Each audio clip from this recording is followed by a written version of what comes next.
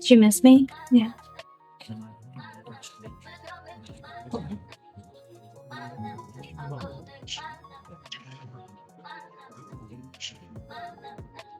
In this story, Abigail and Vanessa's connection unfolds not as scandal or rebellion, but as a profound moment of awakening for two women who have long been starved of emotional intimacy and self-recognition. Abigail, trapped in the monotony of a marriage that no longer nurtures her spirit, and Vanessa, isolated in a relationship devoid of vulnerability, find in each other what the world has denied them: to be seen, to be desired, and to be understood without translation. Their bond represents the quiet revolution that occurs when women reclaim agency over their own emotional and physical lives, especially in a society that still conditions them to define fulfillment through men. When Abigail chooses Vanessa, she is not merely leaving a husband, she is rejecting a system that has reduced her to a role rather than a person. Vanessa's hesitation, her sense of guilt, mirrors the inner conflict many queer women face when love challenges the expectations they were taught to uphold. Yet the tenderness they share transforms that guilt into clarity.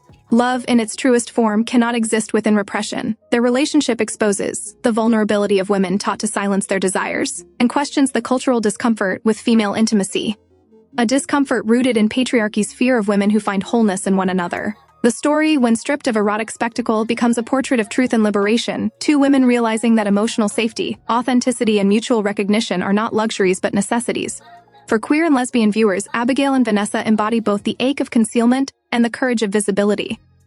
For women of all kinds, they remind us that to be loved fully is not to be possessed but to be seen, and that sometimes the most radical act is to choose the person who helps you feel real. In this scene, Vanessa's quiet domestic routine, folding laundry, tending to her home, becomes the stage for her inner conflict between safety and self-expression, between the comfort of belonging and the thrill of authenticity. Abigail's possessiveness exposes the fragile undercurrent of fear that can accompany queer relationships, formed in secrecy. The anxiety that love, once found, could be taken away, judged, or shamed by a world that still questions women who choose each other. When Vanessa ventures into Charlotte and Miss Summer's world, she enters not a place of corruption, but of confrontation, with her desires, her guilt, and her sense of moral grounding. Charlotte, confident and knowing, serves as a mirror to Vanessa's uncertainty, testing her ability to stand firm in her own truth rather than conforming to another's expectations. The offer to betray Abigail is not simply a test of loyalty. It is a reflection of the real-world challenges queer women often face when navigating intimacy under social constraint. The pressure to compartmentalize, to hide, to act as if the heart's complexity is something shameful. Vanessa's shame is deeply human, a reaction to years of conditioning that framed women's love for each other as dangerous or frivolous.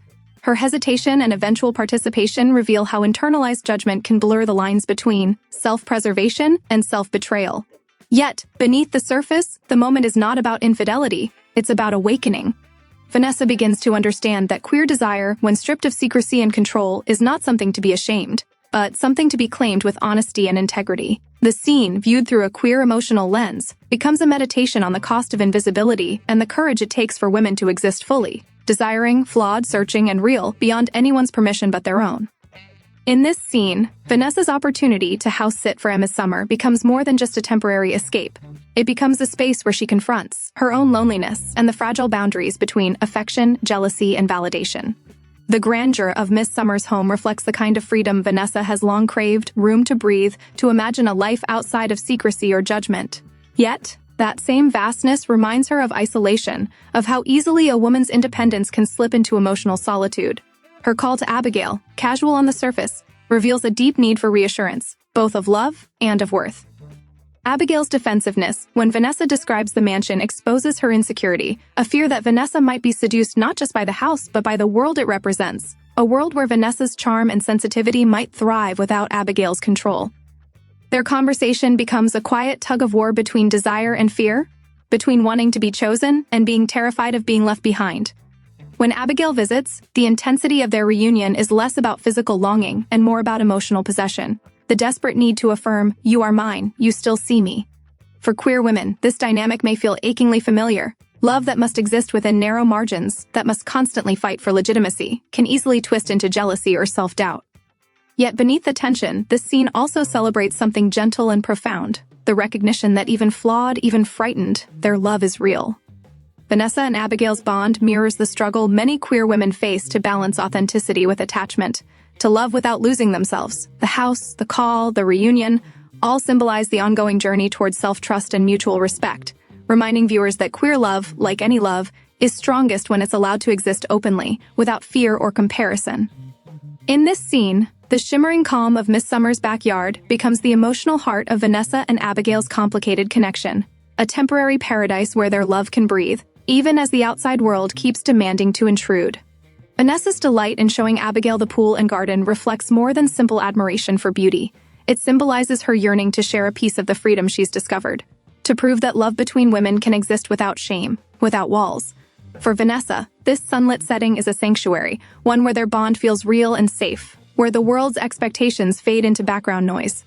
But that peace is shattered when Abigail's phone begins to ring, its sharp persistence cutting through their fragile stillness.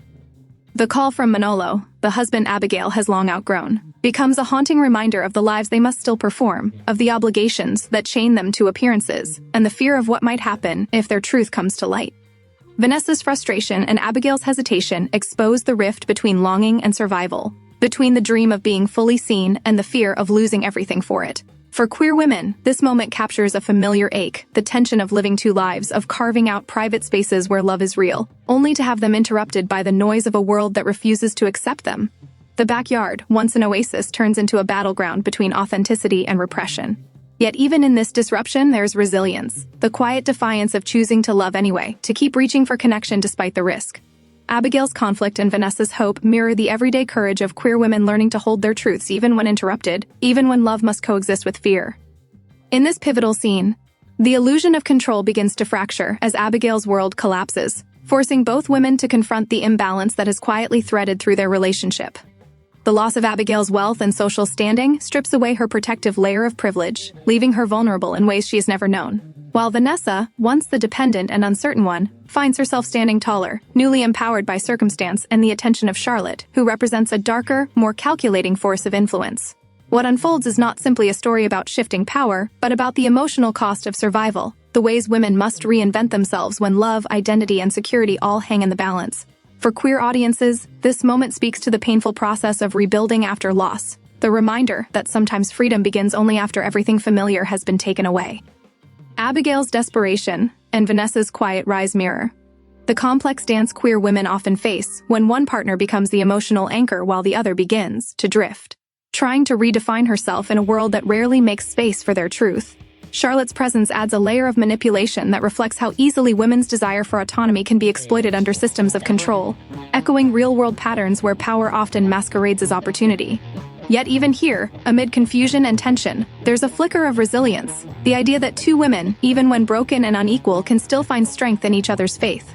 The promise of the new club in France becomes more than a plot twist. It symbolizes reinvention, a chance to rebuild on their own terms, outside the gaze of men and the expectations of conformity. Beneath the turmoil lies a quiet defiance, love and identity, remade in the ruins.